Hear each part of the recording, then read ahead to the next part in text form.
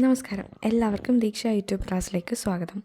Sreenarayana Guru open university English for communication എന്ന യൂണിറ്റാണ് നമ്മൾ കഴിഞ്ഞ ക്ലാസ്സിൽ ചർച്ച ചെയ്തത്. ആ ക്ലാസ് കാണാത്തവർ തീർച്ചയായും ആ ക്ലാസ് കാണുക. ഓക്കെ, ഇന്ന് നമ്മൾ പഠിക്കാൻ പോകുന്നത് സെക്കൻഡ് യൂണിറ്റിലെ തന്നെ ബാക്കി ഉള്ള കുറച്ച് പോർഷൻസാണ്. നമ്മളിന്ന് പഠിക്കുന്നത് ഫോർമൽ കമ്മ്യൂണിക്കേഷൻ തൊട്ടാണ്. എന്താണ് formal communication? Formal communication refers to the structured and official exchange of information. അപ്പോൾ ഫോർമൽ കമ്മ്യൂണിക്കേഷൻ എന്ന് പറയുന്നത് അടുക്കും ചിട്ടയുമായി ആശയവിനിമയം നടത്തുന്നതിനെ, ഔദ്യോഗികമായി ആശയവിനിമയം നടത്തുന്നതിനെ എന്തെന്ന് പറയുന്നു? ഫോർമൽ കമ്മ്യൂണിക്കേഷൻ എന്ന് പറയുന്നു. Following established channels, rules and protocols. അതിന് അതിൻ്റേതായ ചാനൽ ഉണ്ടാകും, റൂൾസ് നിയമങ്ങളുണ്ടാകും, പ്രോട്ടോകോൾസൊക്കെ ഉണ്ടാകും. അപ്പോൾ this type of communication is typically used in professional or organisational settings such as work places, schools or government bodies അല്ലേ. അപ്പോൾ ഇത്തരം കമ്മ്യൂണിക്കേഷൻ എവിടെയൊക്കെയാണ് ഉപയോഗിക്കുന്നത്?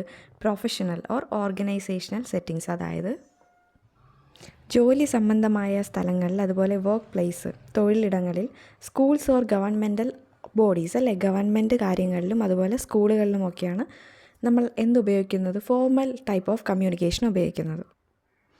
ഓക്കെ, അടുത്ത് നമ്മൾ നോക്കുന്നത് ക്യാരക്ടറിസ്റ്റിക്സ് ആണ്, സവിശേഷതകൾ. ഫോർമൽ കമ്മ്യൂണിക്കേഷൻ്റെ സവിശേഷതകൾ എന്തൊക്കെയാണെന്ന് നോക്കാം. ഒന്നാമത്തേത് സ്ട്രക്ചേർഡ് ആൻഡ് ഓർഗനൈസ്ഡ്. അതെങ്ങനെയുള്ളതാണ്? സ്ട്രക്ചേർഡ് ആയിരിക്കും, അതുപോലെ ഓർഗനൈസ്ഡ് ആയിരിക്കും, ചിട്ടപ്പെടുത്തിയതായിരിക്കും. Often written or occurs in meetings. സാധാരണ എവിടങ്ങളിലാണ് ഉപയോഗിക്കുന്നത്? എഴുത്തിലോ അല്ലെങ്കിൽ പിന്നെ എങ്ങനെയാണ്? മീറ്റിംഗ്സിലോ ഒക്കെ ആയിരിക്കും ഉപയോഗിക്കുന്നത്. Uses professional language and tune.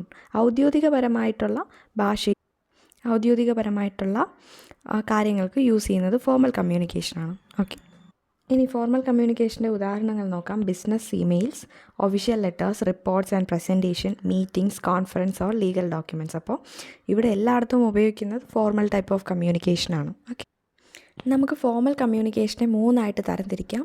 ഏതൊക്കെയാണ്? Vertical communication, horizontal communication and diagonal communication. അപ്പോൾ എന്താണ് vertical communication? Vertical communication refers to the flow of information between different levels of an organisational hierarchy. അതായത് ഇൻഫർമേഷൻ അല്ലെങ്കിൽ വിവരങ്ങൾ മേലുദ്യോഗസ്ഥരിൽ നിന്ന് താഴോട്ടുള്ള ഉദ്യോഗസ്ഥരിലേക്കോ അല്ലെങ്കിൽ താഴോട്ടുള്ള ഉദ്യോഗസ്ഥരിൽ നിന്ന് മേലുദ്യോഗസ്ഥരിലേക്കോ കൈമാറുന്നതിനാണ് നമ്മൾ വെർട്ടിക്കൽ കമ്മ്യൂണിക്കേഷൻ കൊണ്ട് ഉദ്ദേശിക്കുന്നത്. ഡൗൺവേർഡ് കമ്മ്യൂണിക്കേഷനും അതുപോലെ അപ്വേർഡ് കമ്മ്യൂണിക്കേഷനും വെർട്ടിക്കൽ കമ്മ്യൂണിക്കേഷൻ്റെ രണ്ട് ടൈപ്പാണ്.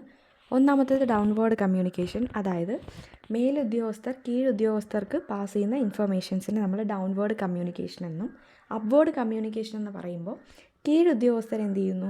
ഇൻഫർമേഷൻസ് മേലുദ്യോഗസ്ഥരിലേക്ക് കൈമാറുന്നതിനെ അപ്വേർഡ് കമ്മ്യൂണിക്കേഷൻ എന്നും പറയുന്നു. അടുത്തത് രണ്ടാമത്തെ കമ്മ്യൂണിക്കേഷൻ ഹൊറിസോണ്ടൽ കമ്മ്യൂണിക്കേഷൻ. എന്താണ് ഹൊറിസോണ്ടൽ കമ്മ്യൂണിക്കേഷൻ എന്ന് നോക്കാം. Horizontal communication, also known as lateral communication, refers to the flow of information between individuals or departments at the same level within an organization. അപ്പോൾ horizontal communication എന്ന് പറയുന്നത് ഒരേ തലത്തിലുള്ള ഉദ്യോഗസ്ഥർ തമ്മിൽ കൈമാറുന്ന വിവരങ്ങളെയാണ് ഹൊറിസോണ്ടൽ കമ്മ്യൂണിക്കേഷൻ കൊണ്ട് ഉദ്ദേശിക്കുന്നത്. അപ്പോൾ ഒരേ തലത്തിലുള്ള അല്ലെങ്കിൽ ഒരേ റാങ്കിലുള്ള ഓഫീസേഴ്സ് തമ്മിലുള്ള ഇൻഫർമേഷൻ കൈമാറ്റത്തിന് നമ്മൾ എന്തെന്ന് പറയുന്നു? ഹൊറിസോണ്ടൽ കമ്മ്യൂണിക്കേഷൻ എന്ന് പറയുന്നു. ഉദാഹരണത്തിന് മന്ത്രിമാർ പരസ്പരം ആശയവിനിമയം നടത്തുന്നത്, അല്ലെങ്കിൽ എന്താണ് കളക്ടേഴ്സ് പരസ്പരം ആശയവിനിമയം നടത്തുന്നതെല്ലാം ഹൊറിസോണ്ടൽ ടൈപ്പ് ഓഫ് കമ്മ്യൂണിക്കേഷന് ഉദാഹരണങ്ങളാണ്. അടുത്ത മൂന്നാമത്തേത് ഡയഗണൽ കമ്മ്യൂണിക്കേഷൻ അല്ലെങ്കിൽ സിക്സാഗ് കമ്മ്യൂണിക്കേഷൻ. എന്താണ് ഡയഗണൽ കമ്മ്യൂണിക്കേഷൻ കൊണ്ട് ഉദ്ദേശിക്കുന്നത്? Diagonal communication refers to the flow of information across different levels and departments of an organization bypassing the traditional hierarchical and departmental boundaries. അപ്പോൾ diagonal communication എന്ന് പറയുമ്പോൾ different levels and departments, അതായത് വ്യത്യസ്ത തലത്തിലുള്ള ഉദ്യോഗസ്ഥർ തമ്മിലുള്ള ആശയവിനിമയം, അവിടെ എന്ത് നിലനിൽക്കുന്നില്ല? ട്രഡീഷണൽ ഹൈറാർക്കി നിലനിൽക്കുന്നില്ല. ഈ ടൈപ്പ് ഓഫ് കമ്മ്യൂണിക്കേഷനെയാണ് നമ്മൾ ഡയഗണൽ കമ്മ്യൂണിക്കേഷൻ കൊണ്ട് ഉദ്ദേശിക്കുന്നത്. ഉദാഹരണത്തിന് ഒരു പ്രോജക്റ്റിന് വേണ്ടി ടീമായിട്ട് വർക്ക് ചെയ്യുന്ന സമയത്ത് നമ്മൾ അവിടെ ഹൈറാർക്കി നോക്കുന്നില്ല, അതായത് പൊസിഷൻ നോക്കുന്നില്ല. മേലുദ്യോഗസ്ഥരും താഴെ തട്ടിലുള്ള ഉദ്യോഗസ്ഥരും ഒരുമിച്ചാണ് എന്ത് ചെയ്യുന്നത്?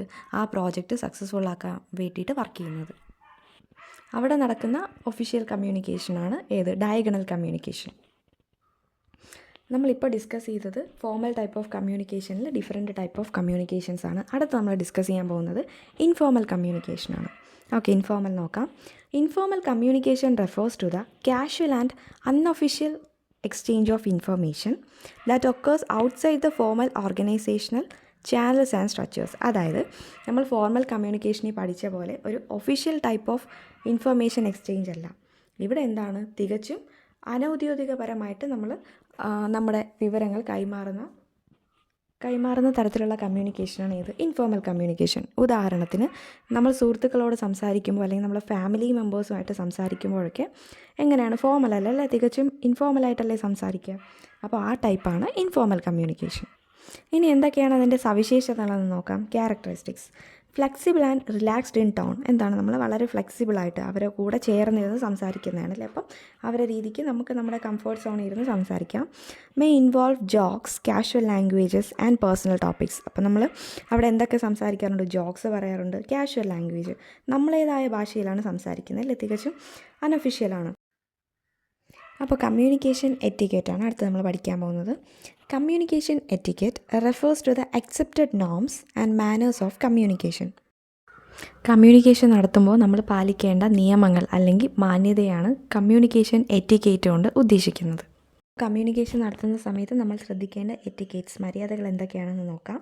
ഒന്നാമത്തേത് റെസ്പെക്റ്റ്ഫുൾ ലാംഗ്വേജ് ആയിരിക്കണം. അപ്പോൾ റെസ്പെക്റ്റ്ഫുൾ ലാംഗ്വേജിലായിരിക്കണം നമ്മൾ എന്ത് ചെയ്യുന്നത്, കമ്മ്യൂണിക്കേറ്റ് ചെയ്യേണ്ടത്. അടുത്തത് ആക്റ്റീവ് ലിസണിങ്. നമ്മൾ വളരെ ആക്റ്റീവായിട്ട് ലിസൺ ചെയ്യണം.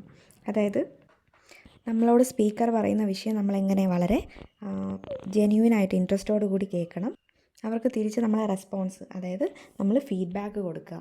ഓക്കെ, അതാണ് ആക്റ്റീവ് ലിസണിങ് കൊണ്ട് ഉദ്ദേശിക്കുന്നത്. അടുത്തത് ക്ലാരിറ്റി ആൻഡ് പ്രെസിഷൻ.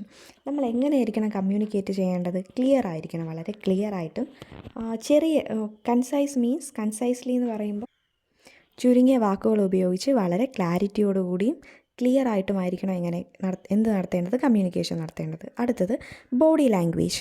നമ്മൾ കമ്മ്യൂണിക്കേറ്റ് ചെയ്യുന്ന സമയത്ത് നമ്മുടെ ഐ കോണ്ടാക്റ്റ്, നമ്മളെ മുന്നിലിരിക്കുന്ന ആളോട് ഐ കോണ്ടാക്റ്റിലായിരിക്കണം. അതുപോലെ ഫേഷ്യൽ എക്സ്പ്രഷൻസ്, പോസ്ചേഴ്സൊക്കെ എങ്ങനെ മെയിൻറ്റെയിൻ ചെയ്യണം, നല്ല രീതിക്കും പോസിറ്റീവായിട്ടും ഓപ്പണായിട്ടും മെയിൻറ്റെയിൻ ചെയ്യാം. അടുത്തത് അപ്രോപ്രൈറ്റ് മീഡിയം. അപ്രോപ്രൈറ്റ് മീഡിയം കൊണ്ട് ഉദ്ദേശിക്കുന്നത് നമ്മൾ കമ്മ്യൂണിക്കേഷൻ നടത്തേണ്ട മാധ്യമം അത് നമ്മൾ സെലക്ട് ചെയ്യണം. ഫോൺ വഴിയാകാം, മെസ്സേജിങ് ആയിരിക്കാം, ചിലപ്പോൾ നേരിട്ട് കണ്ട് സംസാരിക്കുന്നതായിരിക്കാം. ഓക്കെ, അടുത്തത് കോൺഫിഡൻഷ്യാലിറ്റി. എന്താണ് കോൺഫിഡൻഷ്യാലിറ്റി? നമ്മളോട് സംസാരിക്കുന്ന ആളിൻ്റെ പ്രൈവസിയും കോൺഫിഡൻഷ്യാലിറ്റിയും നമ്മൾ എന്ത് ചെയ്യണം, റെസ്പെക്റ്റ് ചെയ്യണം.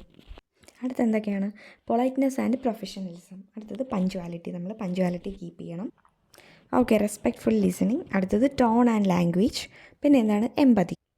അപ്പോൾ എന്താണ് എമ്പതി എന്ന് പറയുമ്പോൾ നമ്മുടെ മുന്നിലിരിക്കുന്ന ആൾക്ക് പരിഗണന കൊടുത്ത് സംസാരിക്കണം. ഓക്കെ, അയാളുടെ സ്ഥാനത്ത് നിന്ന് അയാൾ വളരെ പേഷ്യൻ്റായിട്ട് നമ്മൾ സംസാരിക്കണം. അപ്പോൾ ഇന്നത്തെ ക്ലാസ് ഇത്രയേ ഉള്ളൂ. നമ്മളിന്ന് പഠിച്ചത് ഇൻഫോർമൽ കമ്മ്യൂണിക്കേഷൻ ആൻഡ് ഫോർമൽ കമ്മ്യൂണിക്കേഷനാണ്. ഫോർമൽ കമ്മ്യൂണിക്കേഷൻ്റെ കുറച്ച് ടൈപ്സ് ഓഫ് കമ്മ്യൂണിക്കേഷനും പഠിച്ചു. ഒരു കാര്യം കൂടി പറഞ്ഞോട്ടെ, ഒരുപാട് പേര് നമ്മൾ വീഡിയോയിലിടുന്ന നോട്ട്സ് അവൈലബിൾ ആണോ എന്ന് ചോദിക്കുന്നുണ്ട്. അപ്പോൾ നിങ്ങൾക്ക് നോട്ട്സ് അവൈലബിൾ ആണ്. 16 യൂണിറ്റ്സിൻ്റെയും നോട്ട്സ് നിങ്ങൾക്ക് കിട്ടുന്നതായിരിക്കും. താല്പര്യമുള്ളവർ വീഡിയോയിൽ കാണുന്ന നമ്പറിലേക്ക് കോൺടാക്റ്റ് ചെയ്യുക. ഞങ്ങൾ പോസ്റ്റ് വഴി അയച്ചു തരുന്നതായിരിക്കും. അപ്പോൾ ഞങ്ങൾ അപ്ലോഡ് ചെയ്യുന്ന വീഡിയോസ് നിങ്ങൾക്ക് ഇഷ്ടപ്പെടുകയാണെങ്കിൽ നിങ്ങൾ ലൈക്ക് ചെയ്യുക, ഷെയർ ചെയ്യുക, സബ്സ്ക്രൈബ് ചെയ്യുക. താങ്ക്